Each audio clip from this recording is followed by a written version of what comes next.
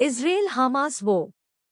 Israel की सेना ने कहा कि उसने युद्ध क्षेत्र में हमास आतंकवादियों द्वारा इस्तेमाल की जा रही एक एम्बुलेंस की पहचान की और उस पर हमला किया।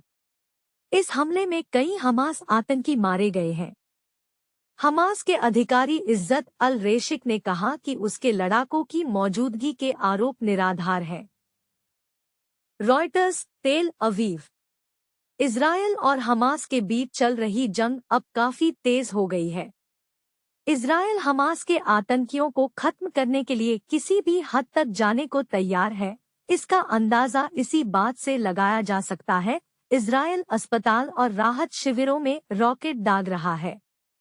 वहीं इजरायल ने शुक्रवार को गाजा अस्पताल के पास एक एम्बुलेंस पर हमला किया, जिसको लेकर इजरायली सेना ने बताया कि आतंकवादियों को निशाना बनाने को लेकर यह हमला किया गया। कई हमास आतंकी मारे गए। इजरायल की सेना ने कहा कि उसने युद्ध क्षेत्र में हमास आतंकवादियों द्वारा इस्तेमाल की जा रही एक एम्बुलेंस की पहचान की और उस पर हमला किया।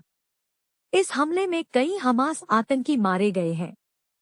हमास के अधिकारी इज्जत अल रेशिक ने कहा कि उसके लड़ाकों की मौजूदगी के आरोप निराधार हैं।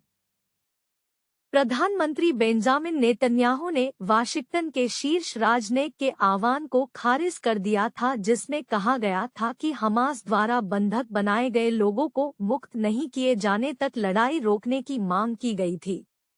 वहीं नेतन्याहू का कहना है कि पहले बंधकों की रिहाई होगी, फिर युद्ध रुकेगा। इजरायल का गाजा में हमास के खिलाफ अभियान तेज। इजरायल ने गाजा में हमास के खिलाफ अभियान तेज कर दिया। सड़कों पर मलबा बिफरा हुआ है। इस बीच इजरायली रक्षा बलों ने शुक्रवार को हमास के खिलाफ आरपार छेड़ दी और सुरंगों को नेस्तनाबूद कर दिया। बीते दिनों हमास के आतंकवादियों ने सुरंगों ने निकलकर इजरायली सैनिकों को निशाना बनाया था, जिसके बाद सैनिकों ने सुरंगों को उजागर किया और उसे पूर्णतः तबाह कर दिया। साथ ही इजरायली सेना इससे जुड़े हुए वीडियो भी साझा किया।